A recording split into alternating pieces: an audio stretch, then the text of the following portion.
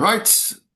Good evening, good morning, good afternoon, wherever you are, ladies and gentlemen, boys and girls, whoever else might be listening. It is a blessed privilege to have David Brimacombe back from episode 60 of the Post Concussion Syndrome Awareness podcast. You'll know where to find us on Twitter, on Facebook, mostly, and Spotify and all the good podcasting stations. And tonight, David's come back. He's kindly agreed to join me in being generous with his time so that we can have a discussion about, I think, what we said, Dave, wasn't it? Was the psychology of resilience in recovery. Yeah, I think that's what I wanted to talk about. It's been a huge component in my recovery. First off, I just love the fact you still call it Twitter. It's some things that never die. Yeah. No, that's fine. That's yeah.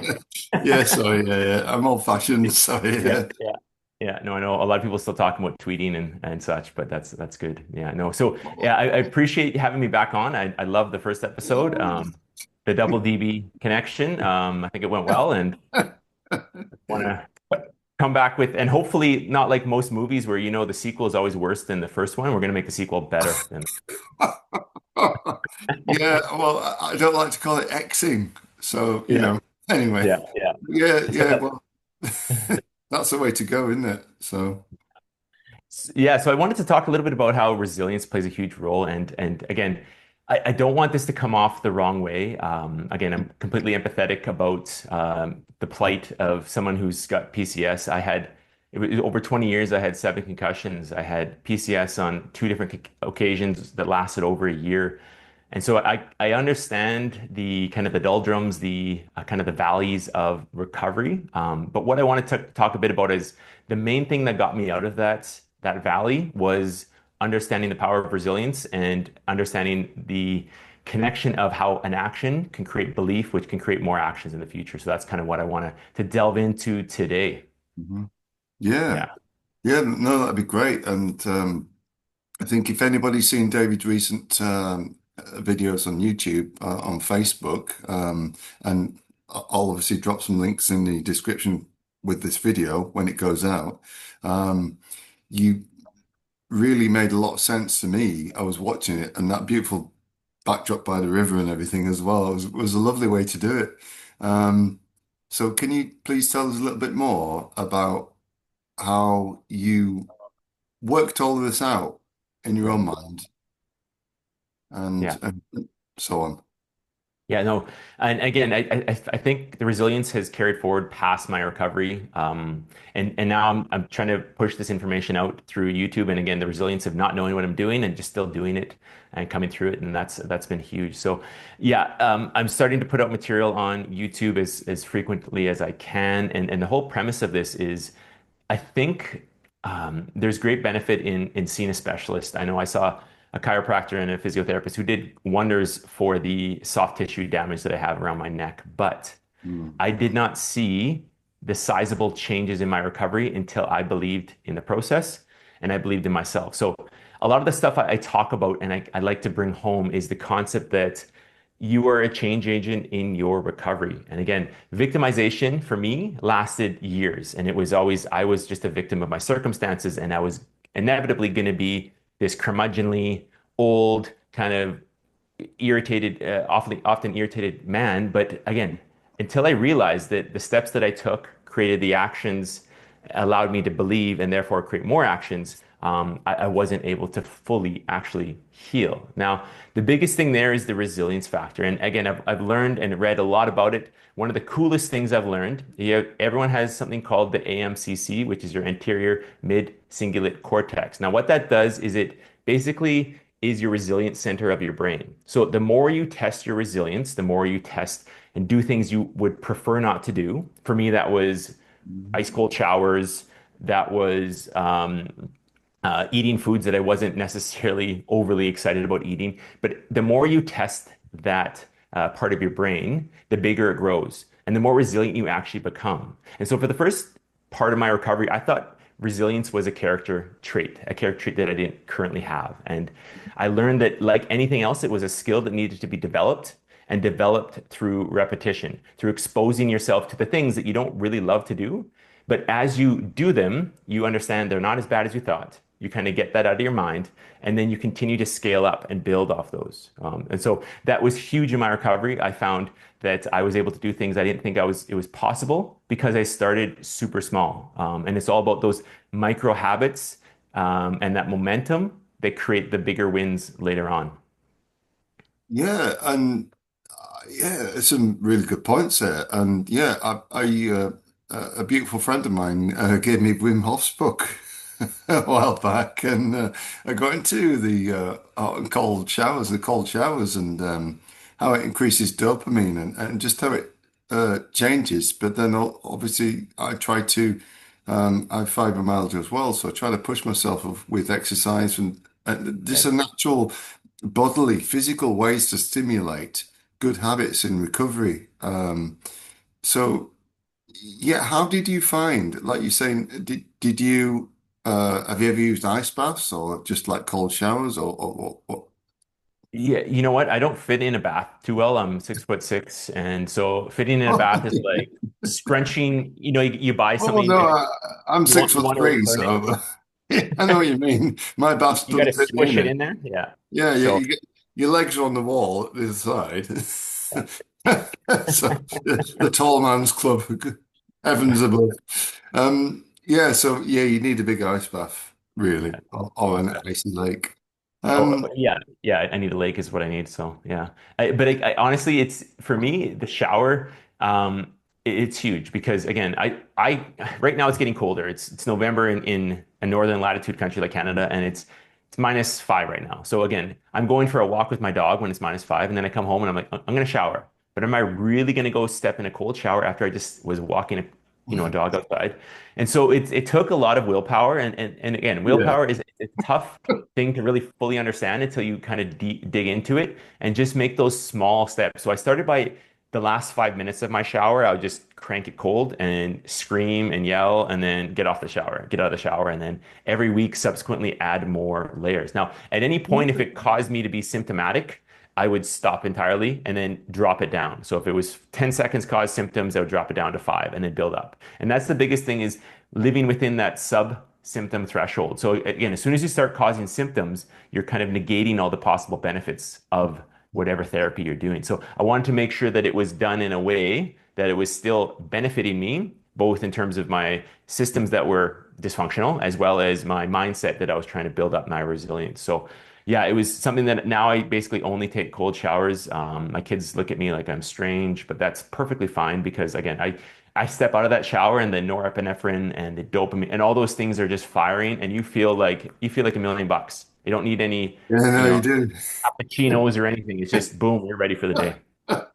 You do indeed. And now you just said about your environment there. So like, I've been here today in England. It's been cold and wet. Well, I think it's cold. It's probably been like 6, 7, 8 degrees or something. But and I've really felt the cold today. Um, and I'm getting old, as people know. I smoke a pipe. I have like heated slippers, with little batteries in, and Right. I got them out for the first time since last winter, and the left one's working, but the right one stopped working. So I've got a warm left foot and a cold right foot. So I'm like, damn, I'm gonna have to order another pair. Right, right. But yeah, I can't imagine. Well, we sometimes get down to -5 here, not often. Um, but I don't mind the cold. But I think it's a psychological thing, of feeling the cold sometimes. When you were talking about resilience. Right. Even if it's not that cold, but you feel cold, it can be maybe a circulatory problem, or it could be something else. But the same thing can happen to your mind as well, can't it? If your mind feels cold or frozen.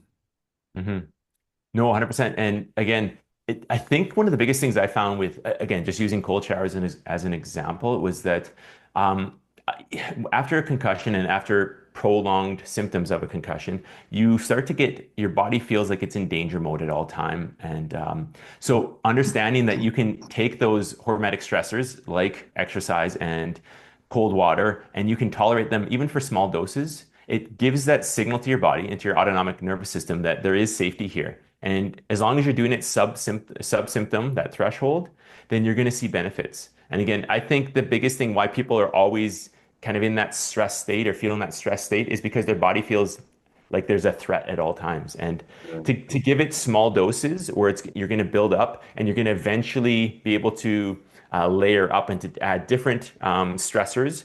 But again, you're providing input to your system that not all stressors are evil and they're not all dangerous. There is some safety. So again, it's partly mindset, but it's partly you're doing those actions that create the evidence that allow for your belief about your recovery there.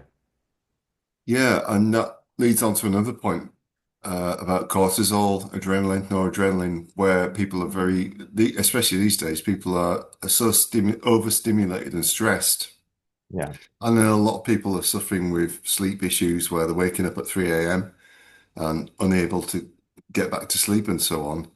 I guess back in the day, 10, 20 years ago, when we were recovering from this, we were like, yeah, that'd be an issue. But now it seems to be happening to more and more people because of modern, well, I won't say toxic lifestyles, but perhaps sometimes um, really challenging issues. Mhm. Yeah, Uh, yeah. It's of my belief, and I've heard this from a number of people that concussion or persistent concussion syndrome is just going to exacerbate some underlying issues. So again, there's almost everyone has some underlying issues that are kind of bubbling below the surface. But again, if you are overall fairly healthy, that you can kind of suppress those. But once that concussion comes and everything becomes dysfunctional, all those symptoms, whether it's depressive thoughts, it's anxiety, whatever the case, they start to bubble to the surface, and then they start to become the dominant feelings and emotions. And so I think that's one of the biggest things is that I felt when I was going through the my recovery is that I had that anxiety before, but it was monumental. It was like basically shackling me, and I felt like it was basically determining what I could and couldn't do. But again, it came down to me just understanding the systems, understanding that these are things that I can build up on. If I give the right inputs in the right doses, I can build them up and eventually get to a point where I can deal with that with those thoughts. And again, it's not something that comes easy. I'll say this over and over. It's simple but not easy. The concept sounds simple in nature, but the application is not necessarily. Again, that's why I subscribe to the concept of those micro wins, those micro habits that you make, that you scale up on them. And over time, they become like you forgot that you started with one round of breath work. Now that you're doing 5 to 10 every day, because that was just your starting point. That was what your body allowed, and therefore that was where you had to enter in. Yeah, and isn't it also a thing of encouraging people that are recovering from PCS and brain injury that they have to recognize those little wins and they Yeah. have to really, really not just focus on the goodness of how they help them, but to be consistent with that. What do you think the best strategies are for people to be able to form those good habits, David?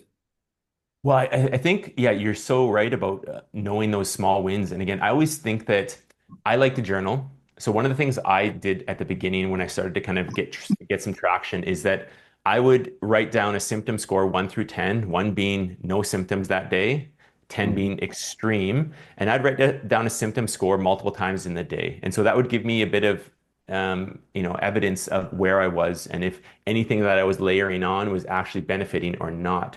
And so it's funny when you always think in the current context like, oh, I'm still struggling with this. But then when you really look back, and I look back 3 weeks prior, and I was averaging out like a 7 out of 10, an 8 out of 10, and now I'm like a 5 out of 10.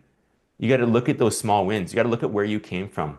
Don't worry so much about where you want to be, because if you're making progress, progress is progress. It doesn't matter how small, how minimal in your mind. If you are better now than you were last week, the week before, that is progress. And again, the hardest thing that I think to grasp is that you're not going to fix this overnight. You're not going to fix this in a day or a week necessarily. If your system, like mine was, dysfunctional for almost a decade or decades, then it's going to take time to get that back to a homeostatic, that to that equilibrium, right? So it's Yeah. it's just Yeah. about micro wins that create the big victories later on, that I think is huge to understand when you're in that space. And given that, if a person's past trauma or programming has kind of pushed them away from being able to make those types of gains, say if somebody's had a bad past in some ways, and then they have a brain injury or the PCS and have got those issues. Do you think that some people are better prepared to be able to make small gains or big gains, and others are just why? I mean, sorry to make it a long, complicated question. Now, some people seem to go on for years and years and years and don't recover from Hmm. PCS. Others do. Hmm. Again, it's such a complicated issue because you're dealing with multiple Yeah, systems that could be dysfunctional. And again, a lot of times I found that the people who were struggling the longest had gone through the most number of providers, and you get to a point where you feel like nothing has worked, therefore nothing will work in the future. yeah, Um, but the problem lies is that I think a lot of times when I talk to these people, they hadn't really looked in their own environment. So a lot of it was they were, looking at, your typical, your neurologists, your PT, your OT, your chiropractors. So people who could put hands on people and look at diagnostic testing. What I said, told them was, what about your current environment? What are things that in your control? And again, once I realized that was a change agent, I had power to influence my recovery. That was like everything was just going off from there. So again, a lot of times some people might have it a little bit easier than others. Again, if someone, let's say, again, resilience, like I talked about, is it partly a skill and it's partly a mechanism of how much you've had in the past. So if I had to be resilient in my childhood, or I had to find resilience some other point in my life, I would have that skill already kind of baked in. So maybe I could pull out those skills quicker than someone who maybe hadn't. And again, that's nothing against them. It's just their life circumstance. But I believe, and I'm going to use that I believe that belief is one of the biggest things that kind of needs to be worked on. And if you don't mind, I want to talk about the two avenues I think that you can kind of go down. So for those who are really struggling in that rut and they feel like there's no way they can see out either side, there's two ways I think you can go to try to build that belief. But again, unless you have that foundational belief that there is hope, that there is a potential to improve, not much is going to work because everything you do, your body's going to naturally resist. Subconsciously, you're always going to think that it's not going to work. It didn't work in the past. Because again, that's what past history has told you is that I've been to all these providers and it did not work. Where in fact, again, it's hard to say, it's easy to say, hard to do, is that you have to get that belief that there is a potential. And again, I always like to say, the easiest way to figure this out is to know the road ahead is to ask someone coming back. So I always like to say, go find someone who's gone through the process, like myself, like yourself, and yeah, listening to us talk, understand that, I mean, every situation is different, the context is different, but there is a road back. Now, the road is difficult, it's winding, there's juts in the road, there's potholes, whatever, but there is a way back. And I just want to talk a bit about how I found there's two ways for me to get that belief and the hope. And there's depending on how you want to approach it. But I think the most conventional way about belief that people talk about is that you have to kind of supplant that negative thoughts in your subconscious. So your subconscious loop is accounts for 90 to 95% of your thoughts in any given day. Now, in most cases, those thoughts are based on your history, on your, growing up and everything that's happened in the past. They don't necessarily reflect your current context of what you believe. But because those are constantly playing, you think of like an elevator music when you hop on an elevator and that terrible kind of instrumental plays. That's what your mind is like. It's constantly repeating those same thoughts. I will never heal. I have PCS. It is part of who I am. It's part of my identity. Now, again, if you want to try to break that loop by trying to rewire your mind, it's a great way. It is a little bit difficult. It does require um, repetition and some time. But what I found, what I would do, and I've heard from some of the leaders in this field, so Dr. Joe Dispenza, he talks a lot about the subconscious mind. And what he has said is that the two times that you're most susceptible to changing that loop is the moment you get up and the moment you go to bed, before you go to bed. Okay, because your mind is fresh, you don't have any other things lingering. And before you go to bed, you're laying that foundation for your mind to try to loop that new thought while you're sleeping. So I say that the best way, if you want to go down this road, is using mantras and sayings, is that the moment you get up, have an expression that's going to set the foundation for the day. For me, it's called the Maui habit from a guy named BJ Fogg. Basically states that today is going to be a great day. It's not saying today might be a great day or I'm hoping it's going to be a great day. You're speaking the words into existence. Today is going to be a great day.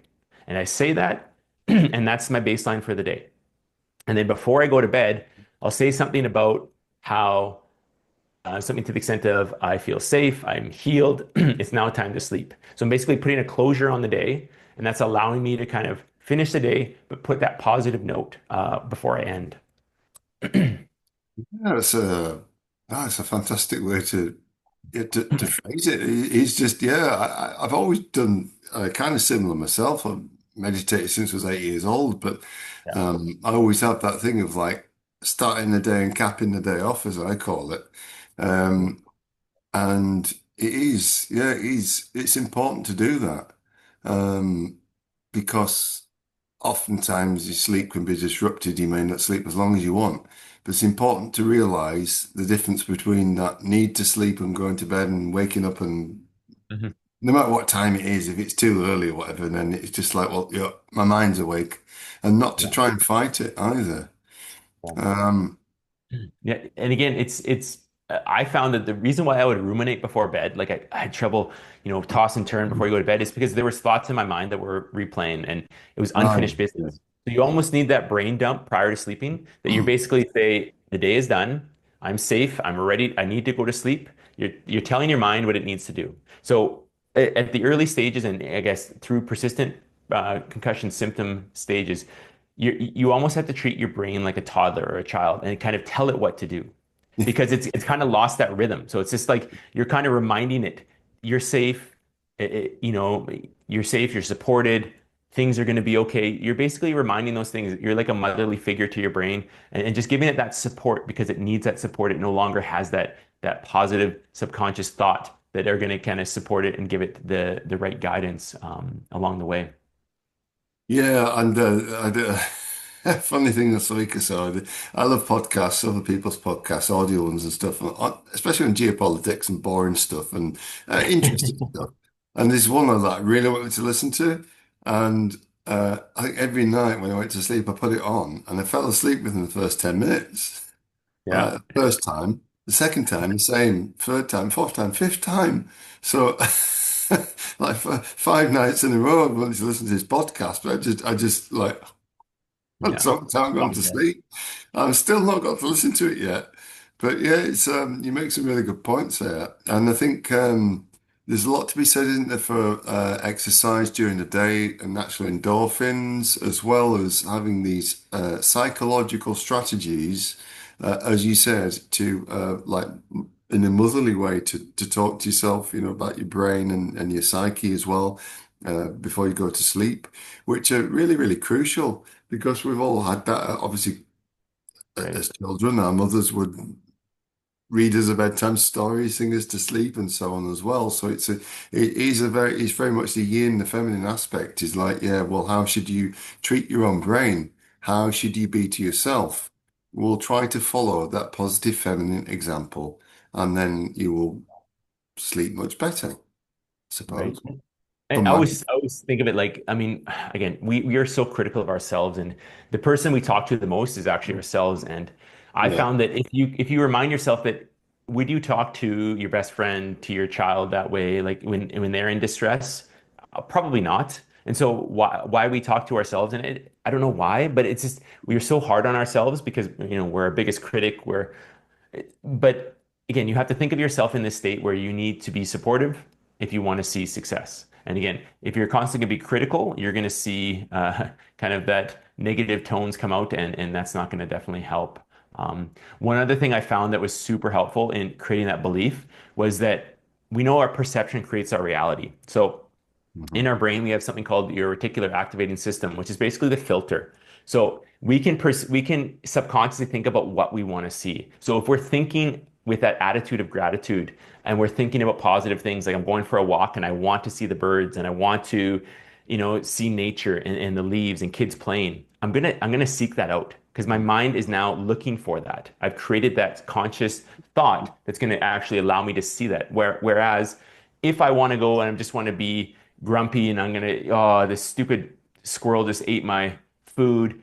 Again, you're going to see your reality becomes your perception. So if you want to see the negatives in life, it is pretty easy to see. There's tons of negatives out there. Okay. I know it's harder to Yeah. find the positives, but there are positives Mhm. out there.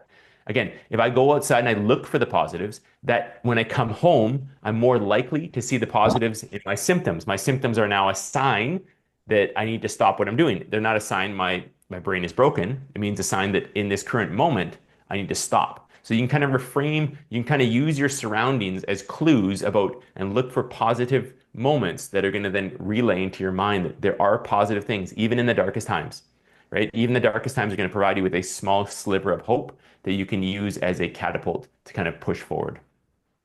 Yeah, I'm starting to wish that when I first suffered with PCS, I'd had somebody like you to talk to because it's like, well, these days, obviously everything's expanded over the last 20 years, the internet and social media and everything else. But and back in those days, it was a terrible struggle just to really have deep conversations about this kind of thing because there Mhm. was no podcasting, video casting back then, and social media was still pretty much in its infancy, and it was all done over tippy-tappy keyboards and kind of Yep. stuff. So yeah, no, it's good that we get to do this now, and like you say, the psychology of resilience is. I don't think it's actually been covered by anybody really in literature or anywhere that I've seen. It's to some in some spots and parts as well. Mhm. What do you think? Have you seen? Do you know of anybody that else that specifically has inspired you to? Well, yeah, Um, yeah, I've kind of gone down the rabbit hole, and again, YouTube does wonders for better or worse about kind of pulling you in the direction that you look. But there's a lot of people out there. I mean, Andrew Huberman, he does a lot of stuff with the brain, and he's a really good at talking about resilience. I think the biggest thing, and again, I mentioned that the most common way to kind of anchor your belief is through those mantras, those sayings. But I think resilience, there's kind of that new method now that I was kind of veering and talking about is if you have an action, whether doesn't matter how small, and you see evidence of a positive result, that creates belief. So again, the power of resilience is a skill and it can be trained. And again, I think the easier way to build belief and to build resilience is through practice and repetition and those micro wins. So again, here's my perfect example. When I started my recovery, the first three things I did, which were hugely helpful, was that I got up and I did my Maui habit. Today's going to be a great day. I did 5 rounds of breathing with that deep, elongated exhales, try to lower my heart rate. So I start the day in a nice, rested, sorry, parasympathetic state. And then what I did is I took a sticky and I wrote one little thing I was grateful for. I was grateful for it wasn't snowing. I was grateful it was a Saturday. And I just put that on a mirror that I was going to walk by a lot of times that day. So those three things honestly made about 80% of my initial recovery because it was basically allowing my body to see that there is small wins to be seen. And when I saw those small little victories, it created belief that I could actually layer those up and add other things. Maybe I'm going to do three yeah, points of gratitude and 10 rounds of breath work. But it was just those small wins that, again, gave me the skill and gave me the understanding that there is a potential to grow here. And again, until you see that, and you're stuck in that rut, until you see those small steps, it's really hard to believe that there is, an avenue to get to the person you want to be. yeah. Well, I think back in the day, like 2006, 7, 8, 9, when I was like in like harsh Mhm. points of recovery, it was. I say for me, it was like, well, actually, I've got a lot of work to do. I don't know how I'm going to do it. And it was like, well, how am I going to do this? And I just kind of like skittered around from day to day and week to week and month to month and just in survival mode. So Yeah. I didn't really have that resilience. But then I figured out, probably about 2010, 11, 12, because I had subsequent concussions and stuff. I only really got to 2011 and 12 when I found, like you say, that quantum resilience, that the tiniest level of, and then it was like, well, what strategies do I learn? How do I beast myself, and how do I get? I say that with my obviously British sense of humor. Beasting yourself is not a bad thing. How do I do that? And how do I get past all of this? So I Yeah. eventually worked it out, and that's why I'm still here, and that's why we're having this conversation. So Right. could you please tell us some of your best strategies for beasting yourself, Love if that expression. if you don't Yeah, mind the term, that is. 100%, 100%. I love it. So I mentioned those three. That was my kind of initial phases. I think, honestly, the thing that made the biggest change was getting in nature as much as I possibly could. What I found out later was that your mitochondria, your ability to create and to use mitochondria effectively is vastly impacted by a concussion. So mitochondria is going to be those powerhouses of your cell. They're going to give you your energy. They're going to provide you with that necessary mental and physical energy that you can actually do tasks. So when you feel that kind of that lethargy and that mental fog and that inability to climb the stairs without losing your breath, that's partly, if not solely, because your mitochondria aren't functioning properly. Now, the easiest way to alter this, okay, is to get outside, to sit outside, to get the first rays of the sun in your eyes, right? And again, this goes against anything, conventional dermatology tells you, avoid the sun, put sunblock on. And I think a lot of that is rooted in a fear of getting skin cancer, but you're missing out on the power of the sun. Now, what I've heard is that the lux of the sun. So the sun, when you sit directly facing the sun, it's up to 100,000 lux. That's the power of the sun. If you were to sit inside and you want to see how powerful the lights are, it's anywhere between 1 and 5,000 lux. So that just shows you how powerful the rays of the sun are. And the beauty is that you have those photoreceptors in your body. And those photoreceptors take in that sun and it helps tell it basically it needs to energize. So it's basically energizing your system. We are all solar paneled people. I think that kind of goes away. We eat food, yes, for caloric, for energy, but to really energize the cells of our system, you need to be outside. You need to Right. actually be getting the rays. Yeah. Sunlight.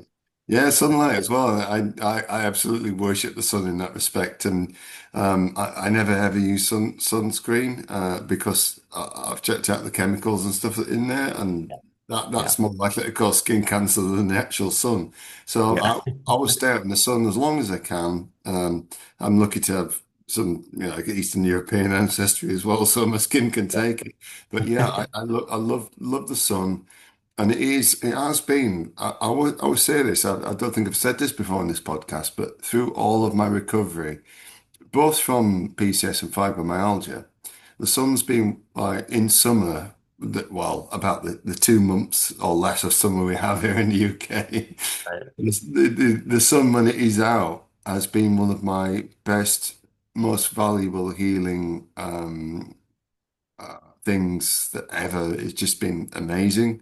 And, I love that when I can sit out in the sun for a few hours. And I think like you said, it's so much more powerful when you're outdoors, when you're in nature, when you're connected to nature. So if you're lying on the grass, you're surrounded by trees and flowers or wherever you sunbathe or whatever, it makes a massive difference.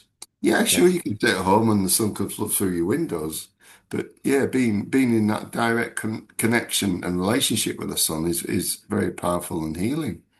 Right. So, No, and again, I love sitting in the sun in the wind, like, on a couch with the sun coming through the window. But the problem is the windows, it takes away your UVA, UVB, a lot of the red yeah, wavelengths. So yeah. you're basically getting the blue light from the sun, and that's it. And again, it's better than nothing. But the best part I find about being in nature is not only the sunlight, but the sunlight actually drops down your heart rate. It drops down your stress when you're grounding, so touching even the smallest, faintest part of your body is touching the ground or a tree.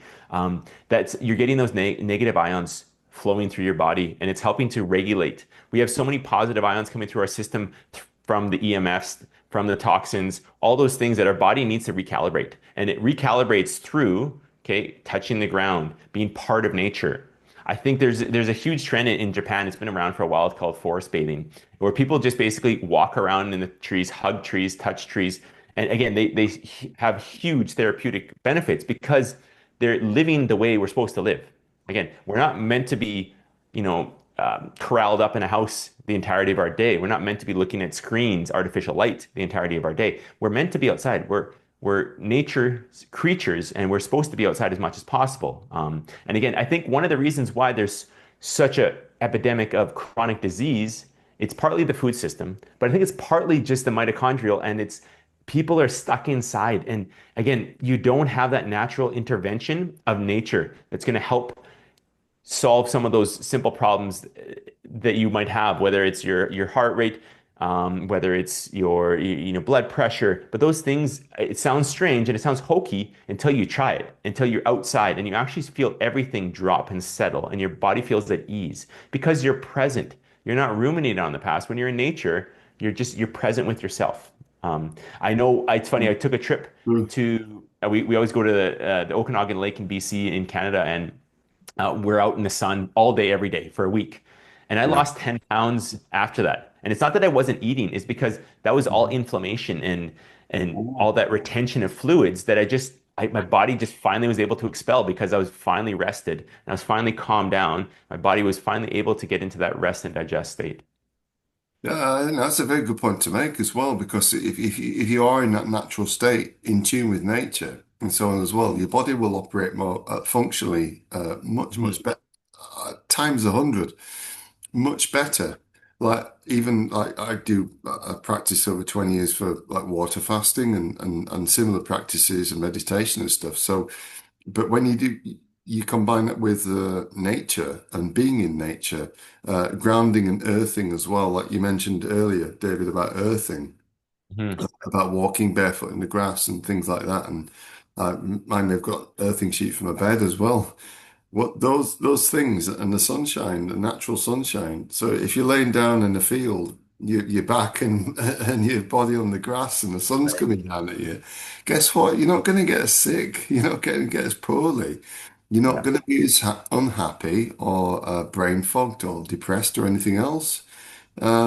So, yeah, I would generally prescribe that to people. Is like just no matter how much it takes, and sometimes, yeah, it does take a lot to be able to do that, Mhm. especially PCS related anxiety or stuff like that. It can be a lot to get out if you haven't got a garden or you live in the city or whatever, and that, and you're like, maybe not so easy. But yeah, what else can you? What else can you tell us about?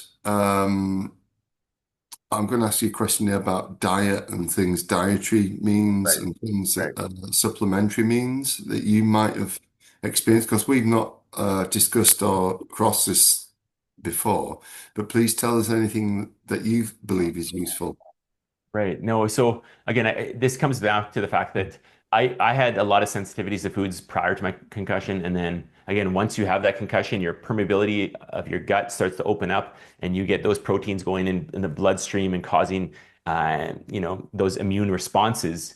I found that once I cut out dairy, gluten, and eggs, I felt 100% better. And again, it's not that it's a long-term fix. It's allowing your body to heal because obviously there is some kind of inflammatory response with those foods. And again, the hardest part was cutting out basically 50% of my diet, right? So you're cutting out a mass portion of your diet. Now, a lot of times I think the easiest thing to do is if you have a diet that's kind of, riddled with maybe some more processed foods or starches or things that might be causing problems, is instead of worry about what you're taking out, worry about inputting those quality foods. So healthy fats like avocados, olive oil, nuts and seeds, healthy lean proteins. And because if you put those foods in, you're going to be more satiated, you're going to be fuller, and you're not going to have the desire to want to eat those foods like those carbs that a lot of people consume. That as someone who's just had a concussion or struggling with PCS, those carbs a lot of times impact your body differently than they would most people because I found just talking to other people is that they were more susceptible to these high glycemic kind of ebbs and flows where you eat it. For me, if I eat a carb, like if I drink a can of Coke, I'm dizzy and I'm hyperglycemic and I'm just all over the place. But that's just because my system wasn't regulated. Everything was off. So again, just be very cautious of the food that you put in your body turns into the cells, turns into your human cells. So you are what you eat in perfect essence. And again, I always found this odd. I have two dogs at home. I love my dogs. I wouldn't just give them a bag of sugar. I wouldn't give them a No. can of Coke. But yet you go ahead and you give it to yourself. So I don't know. We need to be a little more sympathetic with ourselves. We need to kind of be more mindful of the food that we consume becomes the cells that make up our body. And again, if we want to heal, it is hard, but your microbiome will shift over time. Like what you Yeah. think, oh, I hate carrots and zucchini and celery now. If you eat that and you layer that in small doses, in weeks, that'll be something that you crave. I no longer crave sugar. I crave weird things. Like I love nuts. Like I just eat nuts all day long. But again, that's because I've now fed that those gut bugs that now that's all they want because I've kind of rid myself of all those negative bugs that were kind of craving all the sugars and the sweet treats that were kind of rampant in my diet before. Yeah, well, talking nuts, especially macadamia is top of the Oh, list. Pine oh, nuts, yeah, uh, walnuts to an extent, Brazil nuts, but all these superfoods and things, and there's probably a few other nuts I've left out. mm, But yeah, essentially all the stored nutrition in those nuts, which are basically seeds, aren't they? And seeds are the most nutritious things that your body can ingest and process because it contains so many trace elements of minerals and vitamins and amino acids and things that it's like a feast for your body. yeah, But if you're just going out to McDonald's or Burger King or whatever and having that because you're addicted to the mindset of it, then that's not really good for your recovery or well, it's not good for anyone, I don't think. And I hope I won't get sued for saying that. I don't think well, anybody from McDonald's or Burger King's will be watching this, are they? yeah, So anyway, sorry, I'm digressing. Um, um, yeah, so it's interesting, isn't it, when you think of connecting people into recovery from PCS, and you think about nature and the healing powers of nature, both through yeah, I hug trees. yeah. There I'll you say go. happily, I'll hug trees any chance I get, and I get Yeah. people looking at me like, oh, I don't give a crap. Yeah. Yeah. I'll go out in nature, I'll lay in the grass and so on, and I love nature and just adore it all. It's just beautiful. It's just perfect in its imperfection as we all are, and all of that. Anyway, I'll shut up now and let you talk. So, what do you think about what do you think about using supplements for recovery, Yeah, Damien? no, yeah, for sure. I mean, again, always, if possible, food is kind of your natural source of supplements, as we talked about. They're chock full. If you're eating a nutrient-dense whole food, so again, the closer to nature, the better. Instead of an applesauce, have an apple. Instead of an apple fritter, have an apple. It's the closer it comes to the nature, the form it was found in nature, the better. That said, again, it's really hard, even when you're kind of fine-tuned your diet to get all the necessary nutrients. So again, a good multivitamin or B complex vitamin, okay, is huge. I'm big on magnesium, omegas. I like to eat fish, but my family doesn't like the smell of fish. So unless I'm going to go hide outside and eat it, I usually rely on. I'm so Yeah, sorry for your loss. yeah, I That's know it terrible. sucks. Yeah, Oh no, that's not nice. they smell it. They come in the house and they smell it, and so I've been foiled for that. But yeah, no, omega's You're not huge. like sneaking out to seafood restaurants, are you? Yeah. Yeah, Sorry. when I go out though, like if I go out for supper, it's almost always what I'm gonna have because I know I can't have it at home. So it's like a special Oh, treat. Yeah. Yeah. sorry. Yeah. No, well, well, anyway, sorry. Carry on. Yeah, yeah, yeah. No, but again, some of the other things I found are huge. Again, creatine.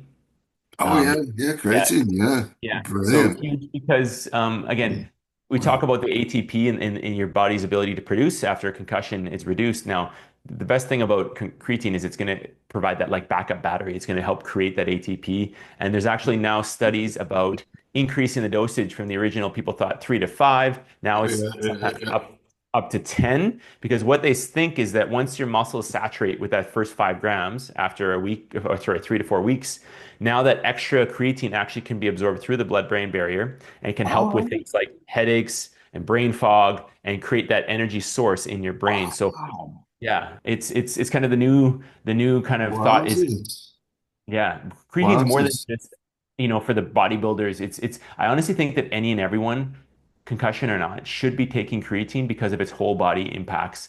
And again, Yeah, yeah. there was a study done, and again, I'm going to get this wrong, but it was something to the extent of 85 to 90% of people who had headaches, once they took the creatine, very few, I think it was like a very small amount of those people had headaches thereafter. So it does have an impact on your body to produce energy. And for Right. your brain, a lot of times those headaches are a lack of energy. It's like your brain is the hamster wheel is spinning. So when you can provide that ATP, it can provide that neurological firepower so that you can actually think without those headaches and those issues. Wow, that's interesting. I didn't know that. Thank you. And one of my favorites is obviously having fibromyalgia is L-arginine. Yes. Wonderful stuff. Yeah. It's Yeah. just my constant daily friend and helper. Just Right. helps vitality flood through you. Just wonderful, wonderful stuff. And going back to earlier in the conversation when you're talking about mitochondrial and cell issues, I Mhm. wondered, David, if I meant to ask you, but I've forgotten. Have you ever used NMN? Yeah, I have before. And again, it's one of those beautiful things where there's so much research coming out about the longevity because again, your mitochondria and your cells are what determine how long you're gonna live, right? Because your cells are your living beings. So Okay. again, NMN is a great, and I think NAD. What's the precursor? There's Oh, well, NMN it's and NA. nicotinamide, Yeah, nicotinamide, which is, yeah, I think it's nicotinamide, NAD plus, yeah. yeah. So and again, those are both two things that I've kind of toggled in and out of my life, depending on how I am. I feel pretty good now based on kind of my protocols, but I have used those in the past for sure. Yeah, it's particularly good for fibromyalgia and chronic stress fatigue and stuff. Yeah, so yeah, L-arginine, L-carnitine, and so on. Yeah, brilliant. So it's obviously good to say to people watching and listening at home, do your own research, make your own conclusions, and if you are with Right. a health practitioner or doctor, whoever, always check with them first. They'll probably give you a blank stare like, "What's? I don't know what you're talking about," and go, "Yeah, that's fine." Yeah. But in the age of all that, you've got to be able to do that. So yeah, I think supplementarily as well. We talked earlier about cold showers and inflammation. One thing that I've run out for a while is Novasol curcumin, which always Mhm. has that vitamin D with it. That's fantastic. So with my like morning pain and flare-ups of pain and stuff, I'd always take that first thing in the morning because, of course, previous to that was I was left on dihydrocodone and codeine for 10 years, which Oh, wow. kind of just destroyed part of my kidney function and my bowel function and stuff as well. So, but then when I discovered Novasol curcumin, that not only for PCS but for fibromyalgia as well, because I know a lot of the people that watch these podcasts have both, and they're obviously concerned with both. That was a major game changer for me. Yeah, there's quite a few things. And I want to just give a quick shout out to Lynn if you're watching. Lynn from the Meds group. Lynn is a lovely lady that comes to. We have a Meds group on Wednesday night in the UK for people recovering from not needing prescription medications and stuff as well. And Lynn's watched some of the podcasts, and she said she loved the podcast that we did, you and me. So let's give Lynn a hello as well. Anyway, And right. then That's name checks. Hello, Mum. So name checks out of the way. Right. So Apart from supplementation, you mentioned, I think, gluten, eggs, and dairy. Now, sugar's another big one, isn't it? Yeah, huge. And again, it's for me, I'm almost at the point where I'm on a modified keto diet. I've just found so much benefit to just eating fats and proteins. And again, it's everyone's going to be different, and I'm not going to say everyone should go on that. Again, some people work well on a vegan, some on a carnivore, some on an omnivore, which is going to be 90% of people, just a kind of a mix of everything. But I don't do well with carbs. I still don't do well. I still get lightheaded. And again, it's just there's residual impacts and residual effects of my PCS that I think I've gotten rid of 95% of everything that ailed me, but there's always little things that Right? kind of surface once in a while, especially if I'm getting sick. Something kind of come to the surface again. But again, it's just kind of keeping your habits in check. And again, I know I feel better when I eat, when I sleep, when I go outside. And so it becomes easy to do those things. When someone offers me cake or a drink, I'm like, you know what? I'd love to, but I don't want to feel like crap tomorrow. Like, I mean, that's what it comes down to. It's do I want to have the enjoyment now or do I want to, be able to get up tomorrow and not have pain and that irritability. So Yeah. it's sugar. Getting rid of sugar was huge. It was hard because it's everywhere. And again, I used to love to dip into my kids' Halloween bags. Just pick out what you like, but that's no longer. So it is what it is, and it just kind of life goes on, and that's kind of how we go. So Yeah, well, dietary wise, I think dietary wise is often overlooked with recovery from PCS and other chronic conditions. Now, I previously, before that, I was vegetarian for 16 years.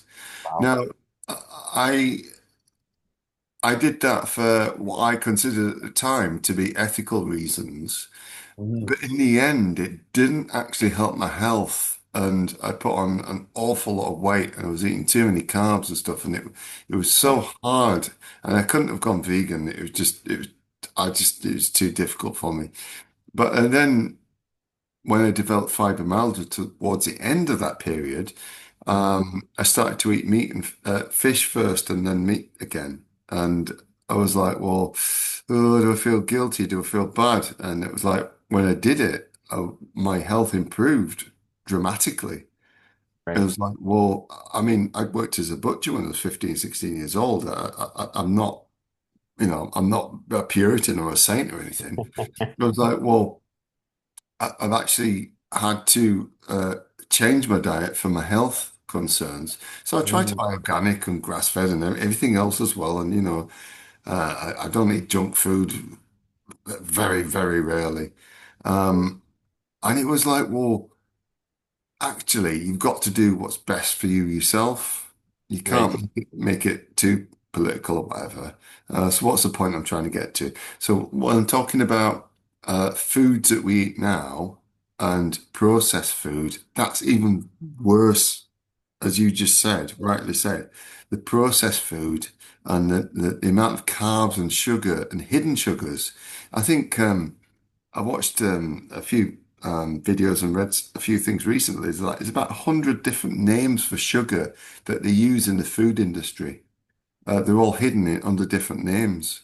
So, for instance, if you buy a bag of like corn chips, Doritos, or whatever you want to call them, it has like about 100 grams of sugar in a big bag. And it's like, it's hidden under so many different guises.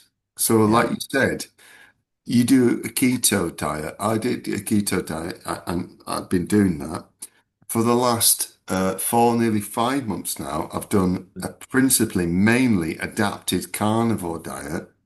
I will still eat some nuts or a bit of vegetables, a little tiny bit now and then, you know, but I've done that. I'd lost weight, a good amount of weight healthily. Felt a lot better, been a lot healthier, complexion, everything, skin, hair, everything's better.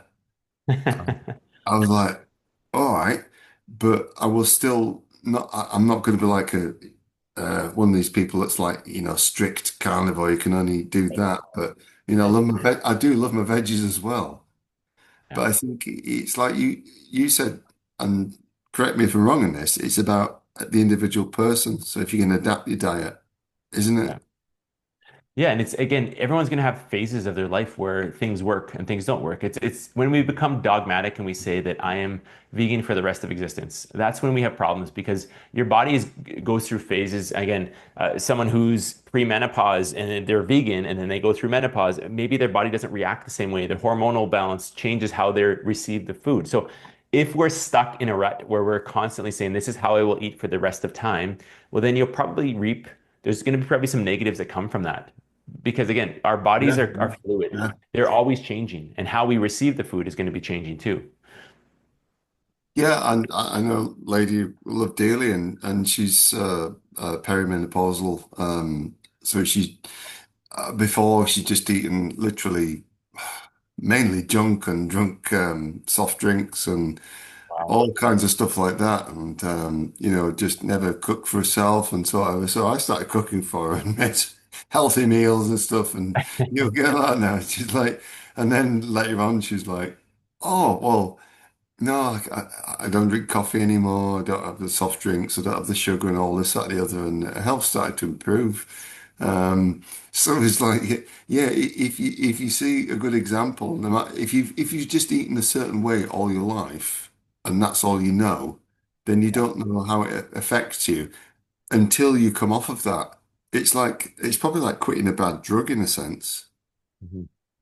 You know what? The craziest thing I found was that when I got off all those bad foods, and then I tried to eat them even in small doses, my body was highly reactive. And some people think that's a negative. For me, that tells me that my body's now attuned to what works for it and what doesn't. I've got that introspection where I actually know as soon as I eat something, I'm like, ooh, probably shouldn't have had that. And again, for some people who just kind of want to live willy-nilly and they don't have any issue, this is not for them. But again, if you've been struggling down this path and you have chronic inflammation from having your your PCS, then you have to kind of worry about these things that are causing inflammation in your gut. Again, if your gut is inflamed, you're not absorbing nutrients. If you're not absorbing nutrients, you're not they're not providing you any good, and you're going to have deficiencies, across your entire system. So, again, it's it's hard to say. It's one of those things where until you do it, until you reap the benefits of it, you're 2, 3 weeks in and you've kind of gotten rid of those cravings, that you do truly understand the power of it. And I found a really cool trick about chocolate cravings because I know a lot of people are stuck on they want to have chocolate. And Mhm. so if you take a dark piece of chocolate, so whether it's 80, 85, 75 even, and you Yeah. put it in your mouth and you let it melt, so you don't bite it, you don't chew it, you just let it melt, that will actually reduce that desire for any more chocolate thereafter. Something to do with just how it impacts that cocoa and kind of how it slowly absorbs into your bloodstream. It actually, I've heard that and I've actually tried it and it does work. So if you're stuck with that chocolate craving, take a piece of dark chocolate, put it in your mouth, let it melt, and then that you should dissipate that craving for more sugar thereafter. Well, yeah, you just reminded me of an important fasting hack that I teach people when I talk and teach people about fasting, not just intermittent fasting, but extended water fasting. Right. I don't think we've discussed this before, but over the last 20 years, I learned to water fast, which is a way of cleansing your body for parasites and toxins, antioxidants, and stuff like that. So you have like 3 days. The first 3 days, if you're fasting, this is extended fasting, Mhm. where your body's in like keto flu, where you just your body's changing from burning um, wood wood to burning coal. So Yes. you go through the first 3 days, and after that, your body then goes into full ketogenesis. Yes. Now, there were certain tips and tricks that I devised, and I learned and read stuff. Like Stephen Booner and Dave, what's the bulletproof coffee guy's name? Oh, Dave, yes. Yeah, Dave yeah, yeah. Um, it'll come to Thinking, yeah, I'll yeah. come to me in a minute. The bulletproof coffee is always good, get straight into ketogenesis, but there were certain tricks and tips that I learned. One was, right, if you're on like day 4, 5, 6, 7, 8, whatever, of a fast, and you really get that craving that you want to eat, Hmm. what I would do, I devised this thing. I've got the cupboard. I'll get some figs or some dates or whatever. I'll put them in my mouth. I'll chew them up and then Good amount. spit it out in the bin. Now, that sounds crude and it's like a kind of like anti-purging as well, but what it does, it tricks the mind into thinking that you've actually had that. Hmm. Although you haven't digested it, it's not going down. Your mind believes that you're getting that food. It doesn't Right. need it, essentially, but there was Hmm. like a little hack. There's lots Yeah. of other hacks as well. I should do a whole other podcast on fasting, water fasting, to be Cool. fair. Yeah. But yeah, you're right. If you just have a tiny little amount of something, the calorific value of it will be so low that it won't break your body out of ketogenesis. So your body could still go on that journey of Hmm. healing, and your mind follows as well, the Yeah. vagus nerve and everything else. So Yeah. not only are you giving your body respite, your mind respite, your spirit and your soul respite, you think about your gut. If Mhm. the longest water fast I've ever done was 21 days, Wow. and my God, you would not, I'm going to be crude now, but you would not believe how long on that 21 days you're still going for a dump. Your body still puts out waste because it's tissue waste and stuff. Right. A third Right. of it's tissue waste, a third of it's water, and a third of it is actual food waste. The Right. body wastes very little. But what people don't realize is if you go on an extended walk fast like that, your body's still kicking out tissue waste. So I was like, day 20, day 21 is like, Jesus, I'm going to for a dump. And it's like, what the hell's going on? And then when I read about it, it was like, ah, yeah, so that's how the gut and the body actually works. And then Right. it wasn't a mystery anymore. Anyway, I'll stop rambling now. That's very useful information. It's Well, good to yeah, know. yeah, just a quick name check. Julia Enders, spelt with a G. Julia Enders' book, The Gut, to anybody that's had gut or bowel issues or just wants to understand. It's not a long book, it's only in-size paperback. Right. Julia Enders' book, The Gut, is probably the best place to start if you want to understand how that beautiful gut of yours works. Anyway, moving swiftly along, big talk. Um, Could you tell us, please, a little bit about your experiences? I know we've covered this before. Could you tell us a little bit about experiences with any of your students that have had concussive injuries or problems? If Yeah, you've you know what? It's big because I mean I'm a phys ed teacher, so I mean within coaching and class, there have been quite a few, and the good thing about kids is they're typically far more resilient than us old farts who are getting concussed. It's not ideal. So the biggest thing for them is again, just I always reiterate to them this is not a sign your brain is broken. Your body is providing you signs and symptoms of what you need to do, and you need to listen to your body. So again, if you go outside or you go into a classroom and you start to get headaches, and it doesn't mean that you can never go in a classroom again, but right now your tolerance is low and you need to slowly build up that tolerance again. And so I talk to them a lot of times about these little things about building through small sequential steps. And it is hard for them because, again, they live through their screens, they live through their phones. So kind of Mm. moderating that amount to make sure that they're not causing greater symptoms. But again, there's further and further research that I've read that the quicker we move after a concussion, the better our results. So again, when I was first diagnosed, they told me go sit in a dark corner and basically rest till your brain heals.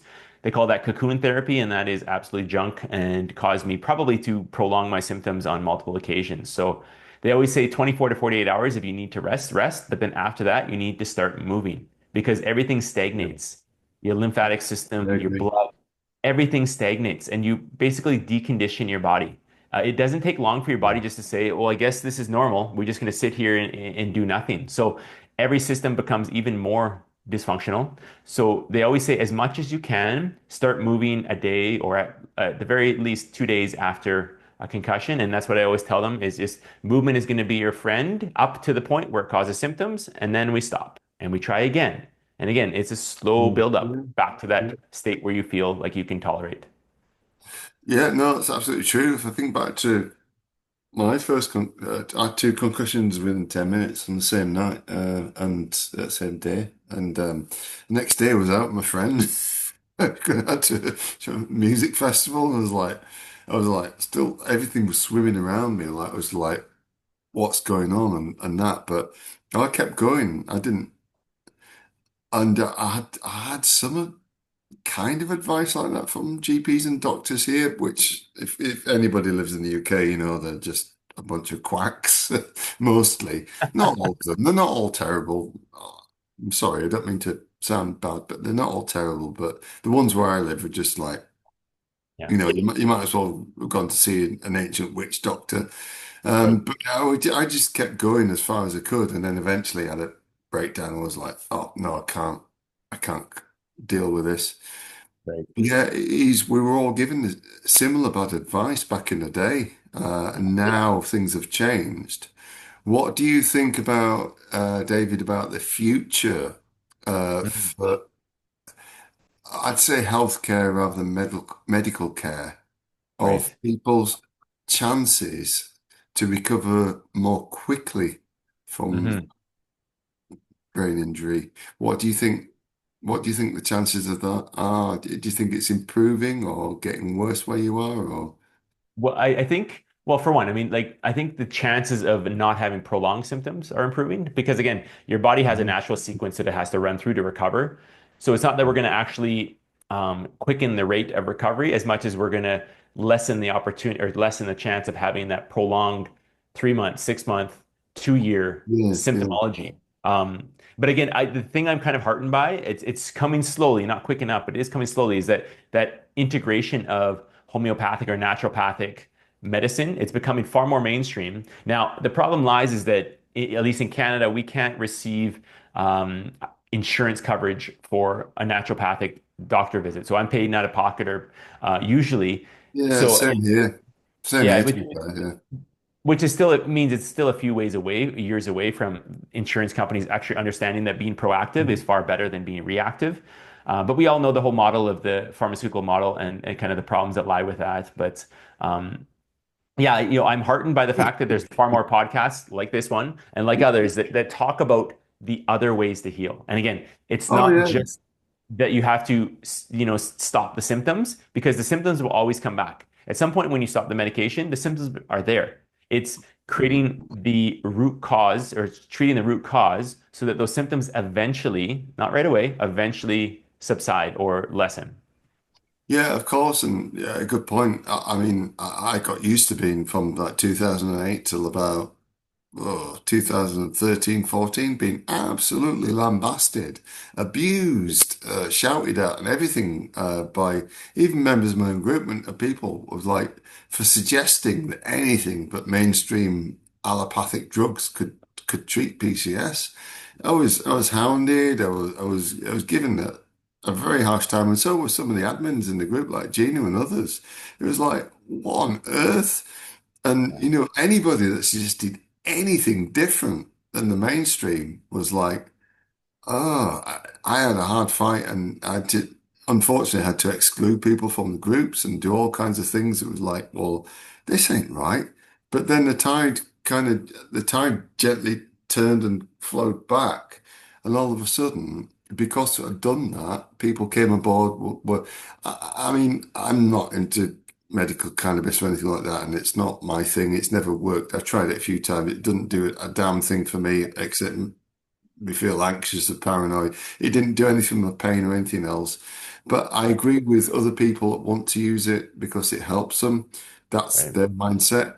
And that was another sticky point.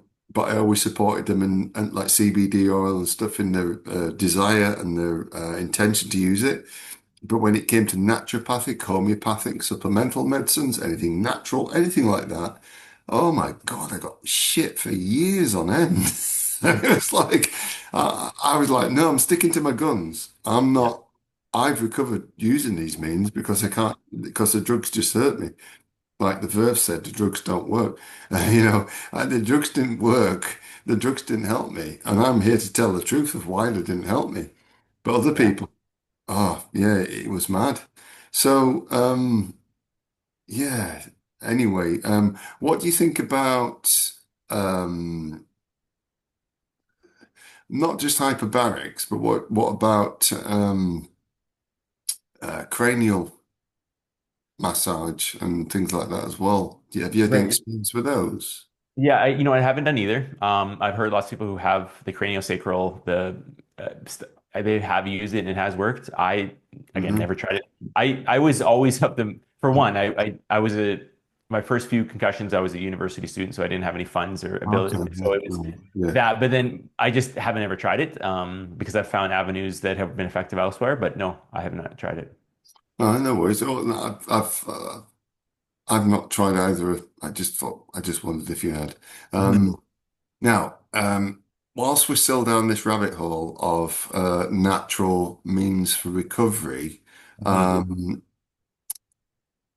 are you are you a proponent of psychotherapy for people that not only had PCS but are maybe recovering from past early life traumas and things as well? Or is there anything else that you found that's been useful to you or anybody that you know recovering?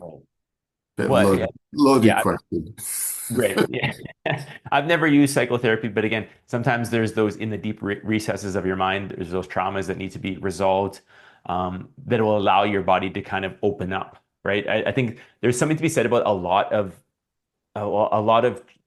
trauma or issues that arise from persistent illness and chronic illness is there might be something pent up. And so if someone were to come in and you talk to a specialist and they'd be able to kind of tap into that inner self, that deep, that younger self, whatever the case may be, that might help.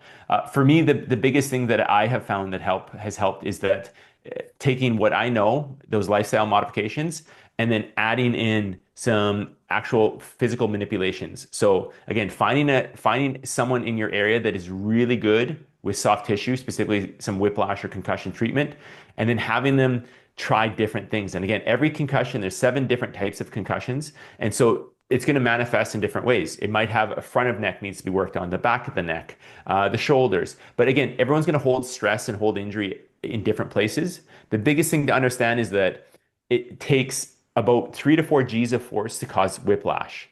Yeah, It takes 15 to 20 times as much force to cause concussion. So any kind of contact concussion is going to include some element of whiplash. So again, if you don't get your neck and those soft tissue worked on, that's going to linger as a part of your symptomology because again, a lot of times you're going to have that referred pain where neck is going to cause headaches, because it's kind of the joint above and below. A lot of times going to be the where the pain's going to or the signs are going to yeah, come. yeah. No, So I again, it's it's understand. it's it's for me it's using what you can do at home with a trusted provider. And again, don't feel afraid that if you go to someone and they put their hands on your neck and you don't feel anything, it's okay to try someone new because the angle that someone uses, their approach is going to be different, and everyone's going to kind of respond in different ways. Again, what I found the weirdest part was that I actually felt worse thereafter, but over time, like I'd feel bad the next day, and then the next time I had a session, Yeah. I'd feel slightly worse, but not terrible. And again, your body's just adapting. It's something that it hasn't done. You're kind of rearranging the deck chairs to a point where it's actually going to be productive. Yeah, you're absolutely right. I went to my chiropractor, I think about 2.5 weeks ago for the first time in 11 months. I've not been afford to go for a while. I think he thought I was dead. I turned up and then he did a session and so on. It crunched my spine and did and yeah, it always takes 2 or 3 days for me to really kind of everything to adjust for the body and the spine and like legs, sciatica to adjust back into place. Yeah, This time it took a bit longer because it had been so long right. uh, since the last session. But and then I had a bit of a flare up of sciatica from that, but it was okay because it. I think for people at home, it's important to stress the point that good chiropractic, whether it's a holistic Hmm. chiropractor or not, what you're doing is you teach by readjusting the spine, subocclusion in the spine and the spinal column. You're readjusting the body's ability to know what's right, what Right. position is right. So it takes time. You have to stick at it. I'd say it's as important as having a good dentist. And I always say this to people, but with chiropractic, it takes a lot longer for you to see the actual full results. And I know this for a fact because when I first went to my chiropractor, I was 6'2" and a half, 6'2" and a half tall. By the time he finished me, I was back to 6'3" tall, half an inch taller. Nice. But not only that, but healthier and happier, less sciatica, less pain, suprascapular shoulder pain had gone, all this stuff. And I was just more flexible, able to walk and freely stand straight and sit straight. So Right. it's important that that effect that it has on the mind, the body, and the soul. Yeah. Now, I'll stop rambling about that. So, what else can you tell us, David, about? We talked so much tonight, which is where we came on to talk about resilience. Right. What about resilience of the soul? Mm. What's your experience and your knowledge of that, please? Yeah, you know what? That's that's a heavy question because again, I walked down my kind of my recovery path for the first few on my own. Again, it was early 2000s, and so not many people either cared or knew about concussions. So there wasn't online groups, there wasn't people to talk to. And I think the biggest thing you could do is find someone who has gone down, has walked down that path already. So again, we don't need to trailblaze all the time. A lot of times people have experience and understanding and a willingness to try to help you. So I think for the soul, it's important to have someone to keep you that you can kind of discuss a path, right? Again, I always think that the videos that I put out are for the person that I was 5, 10 years ago. Because I know he didn't have a voice. He didn't have someone to walk with or teach him, that morning light was going to help him with his sleep, or that getting rid of dairy was going to help him with his irritability and his nauseousness. But again, find someone that is going to help you, and that's going to help create that understanding, that belief, and that structure that there is a hope, there is a ability for your body to heal. Neuroplasticity is one of the most amazing things, and the more research comes out about how you're never too old for your brain to heal and to restructure. The rewiring of your brain is constantly happening, so don't ever think that because I've had this for so long or I'm this age that this is not for you. This is for everyone. Any and everyone. If you're alive, you can change, right? It's just a matter of the what right protocols, the right steps. Find someone who can help you. Find someone who's walked that path already, who can help guide you in the right direction. But yeah, I think for your soul, it's finding kind of a for lack of a better term, a soulmate or someone that you can kind of go to and have that discussion with, so you don't feel so alone, because it is a lonely battle. Again, if you don't have someone to deal with, and yeah, that's what I found. Yeah, for sure. And and in the last this this evening and last time I talked to you, we have similar values on these points as well. I recognize that, and I'm not brushing you off, but it's like, well, yeah, you have to have somebody who's understanding, but it's not necessarily always going to be your spouse or who you're with or Yes. whatever. I found my community and my allegiance was with, I'm going to talk about the early days here when the people that stuck by me, like Gina Hubert from New Zealand, who's still just an amazing lady, wonderful lady, and Tony and all of the admins that joined me in the group, from all around the world, from America and Canada and New Zealand, Australia, and even a couple in Britain as well. They just had my back. I could always tell the ones that were sneaky beakies and just not, and then we kicked them out quite soon. Right. But it is about just finding that connection to somebody that understands, I think. And I think with a lot of other chronic illnesses and disabilities, it's Mhm. never so easy. For instance, talking about fibromyalgia, I try to do a fibromyalgia podcast and establish connections and get people to talk. Not one single one of them was, they're all grumpy and like, I don't want to do it. And it was just, I mean, it's a fibromyalgia thing, but it makes you pretty fucking grumpy anyway, because you've got like all those different symptoms and stuff. But I persevered with that for about 2 years, trying to get anybody to talk, and they were just all like, "Fuck off, go away, leave us alone." And I was like, in the end, I'm like, I give up. You're going to Yeah. like criticism, go, oh, this is terrible. What you're doing is terrible. And I'm like, I'm trying to do it respectfully. With PCS, it was very, very different. And I know there's other areas like autism, ADHD, neurodiversity, and every so on as well. And they all have their own different trends and different ways of Right. how they manifest and so on. But I've always found people with PCS, because they've been through so much, Right. and it's just literally one day they've been hit. I've had people have been run over, they've been shot in the chest, they've had falls, they've had skiing accidents, all kinds of stuff. You name it, they've had it. And it's just happened to them so suddenly that they've been thrust into this and they don't know what's going on. Yeah. And they are some of the most humble and beautiful people and survivors of traumatic brain injury, whether it's mild traumatic, traumatic, or severe uh, traumatic brain injury.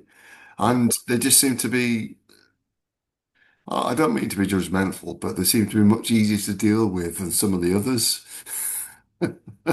I don't know, but Yeah.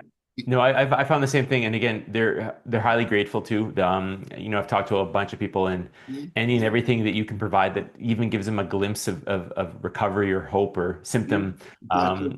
alteration, they They're are super helpful. Yeah, Yeah, and yeah, they're like they join hands together and just we'll get there together. But yeah, like if you have the fibromyalgia groups, it's like, oh good Lord. Or whichever groups. I'll probably get some flack for this now, but I don't care. I've got broad shoulders, I can take it. Yeah, anyhow, yeah, they probably won't be watching this, so it's fine. yeah. So, right, the next thing I wanted to ask you about, while we've got time, is what about medical procedures and things whilst you have PCS and your sensitivity and your resilience to other physical issues and things? Because I know we talked already about the pain threshold and barrier and stuff. Right. Well, have you got any experiences to share with us of like, well, what happened to you or other people, please? In terms of medical experience, you mean other like surgical issues or Yeah, other? yes. Or say if you have, yeah, to have some other surgery or something else, did it make you more sensitive or like hypersensitive to that, or was it too much, or how did you cope with it? Or Well, I've been told that because I'm a redhead, I'm highly sensitive to pain and have a low threshold to begin with. So maybe that's just me. But no, I honestly haven't felt anything different. But I think the hardest thing is it's not even just a pain threshold. It's like if you were to have another affliction, another issue, it's just layering. It's just the psychological impact of layering another issue onto it, right, and okay. it becomes tough to kind of deal with.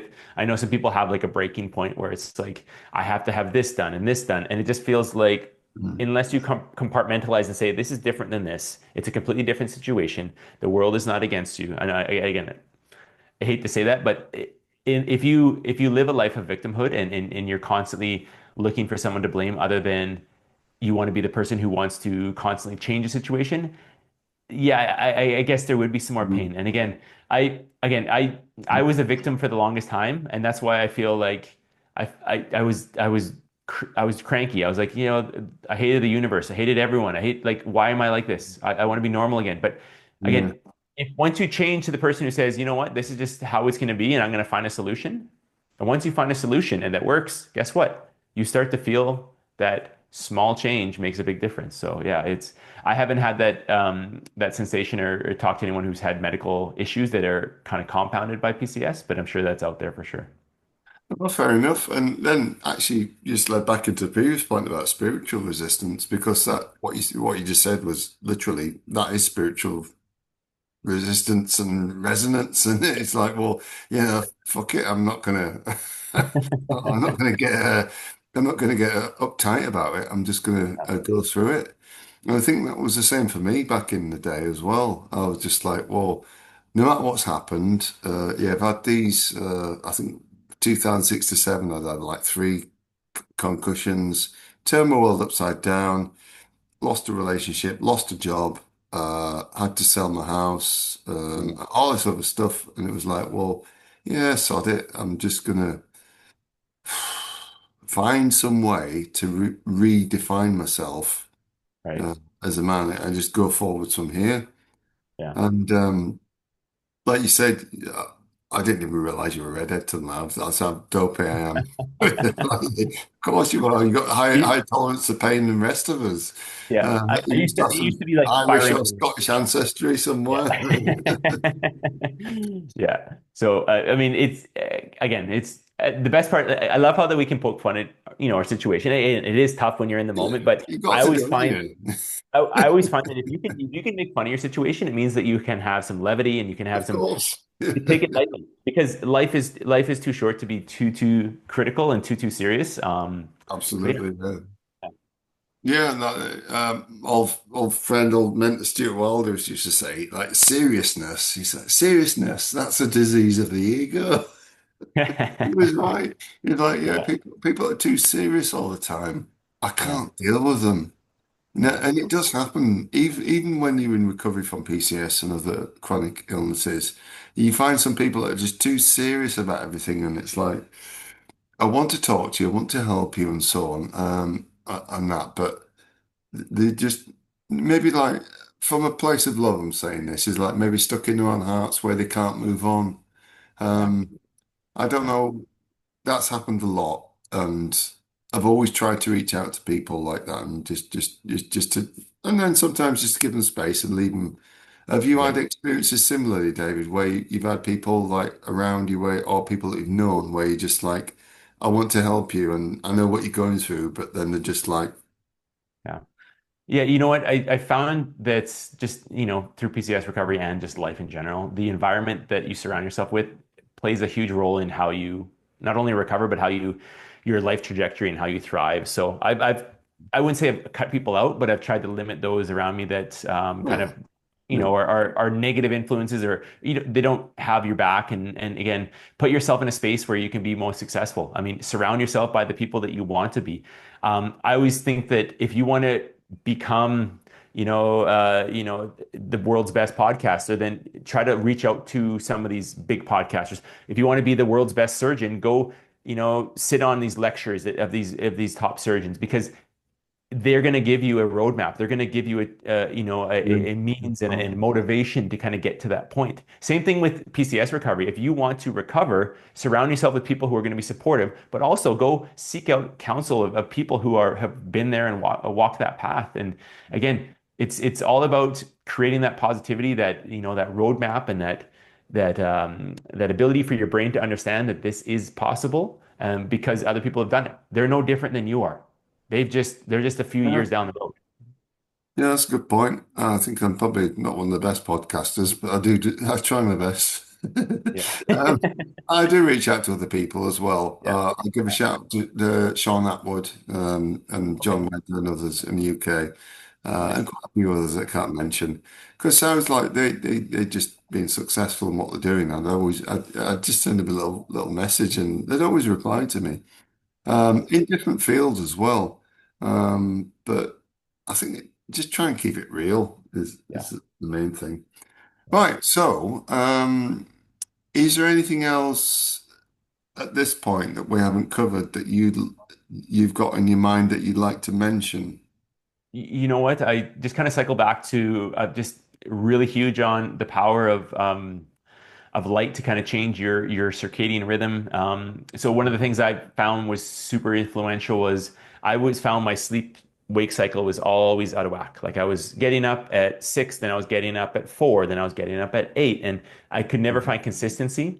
Now, the easiest way to change this is when you first get up, there's three things you can do that are going to help this. First thing you're going to do is you're going to find a light source. So if you're able to go outside, no sunglasses. You're just going to look into that first ray of light. And again, there's no UVA, UVB. That's just red wavelengths. It's going to help basically start that circadian rhythm, that clock again, so that your body knows when it's ready to go to Right. bed. Okay. They've also found that midday light does the same thing. So if I get out in the middle of the day, go for a walk, same kind of thing. Um, the other thing that you can do when you get up is if you socialize. So I have two dogs. So if I go and play with them or take them for a walk, that socialization tells your body that it is wake time. It's not sleep time. Yeah. So the last thing you can do, and I found this helps as well, is just drink a glass of water. Again, it keeps your body alert, gets you going. Yeah. And again, we are most chronically dehydrated when we wake up. That's why when you go to the bathroom, it's like liquid gold because again, your body is so lacking the nutrients and then the hydration, so that those three things for me made a huge difference in being able to get my cycle. And once you get your sleep, then everything else kind of follows suit. Your mood and your inflammation and your ability to heal start to come in full circle because you're able to kind of give it that rest period at night, that wakeful and quality rest period. Yeah, and I drink through the night when I wake up. Whenever I wake up during the night, I drink what I have two big bottles beside my bed, like about three quarters of a liter in each. So I Yeah. tend to drink about a litre and a half of Wow. water during the night. And when I wake up, because I learnt this hack years ago when I was water fasting, learned to water fast. Yeah. Now, when you drink at least a pint of water, as soon as you wake up, it starts about six or seven or eight different bodily functions. It kicks them off straight away. So yeah, hydration is like so. Obviously, when you go to the bathroom and you go to pee, if it's yellow or orange or whatever, you know you're probably dehydrated. Right. Now, the older you get, obviously, you don't want to be getting up too many times in the night to go into Right. you go to pee and so on. But if you have to go, you've got to go. But it's essential. Yeah, I'd say to people, um, I often feel like I'm dehydrated sometimes through the night, but in the morning I'll just drink it all like glug down about a pint or so of water. And you only need a pint of water in order to kickstart your immune system, all these functions in your body as well. Yeah. So yeah, that's a great point to make. Yeah. And you know the biggest thing too is especially if you have like gut permeability issues is that Yeah.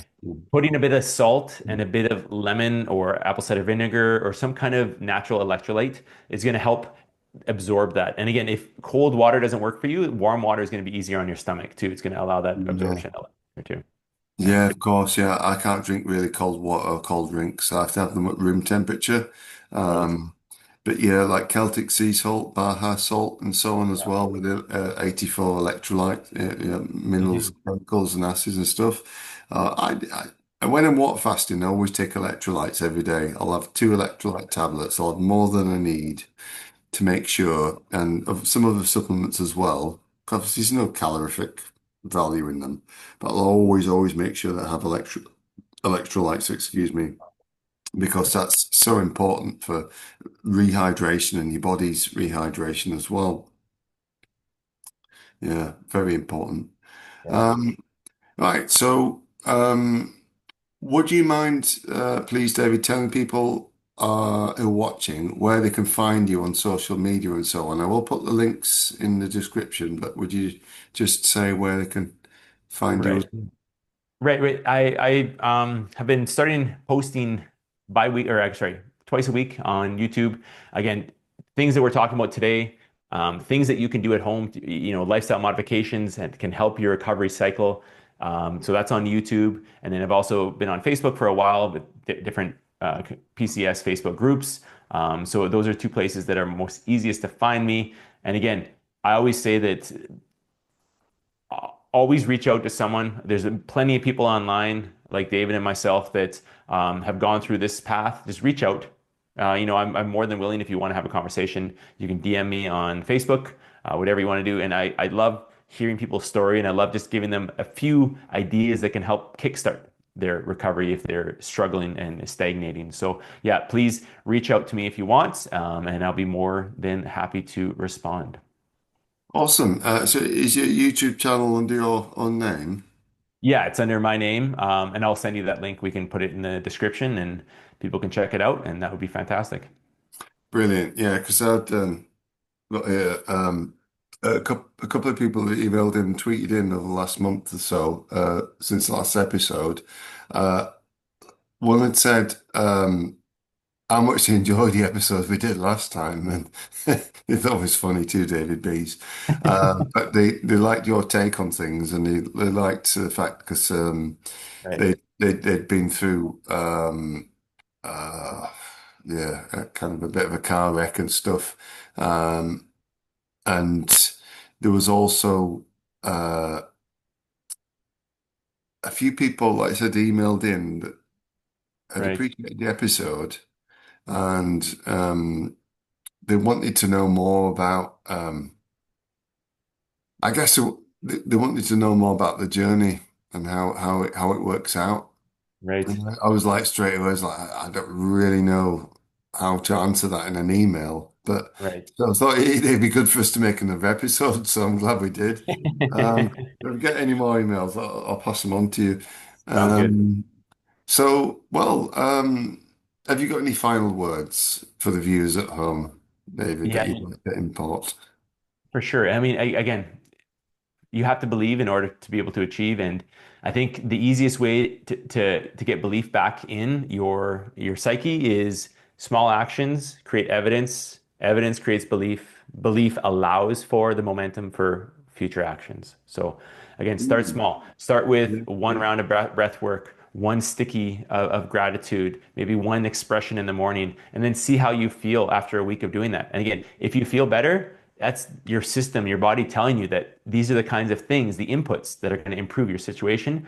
Layer in more and slowly do it. If you start to feel your symptoms kind of escalate in a negative way, then slow down. But again, using your body intuitively to understand what is working, what's not. And again, the more you do things, the more you'll understand what's the most productive for me and maybe what's not. But again, yeah, reach out if you want. I love having conversations, and I love spreading the word because for the longest time I had no belief. I had zero belief in a recovery.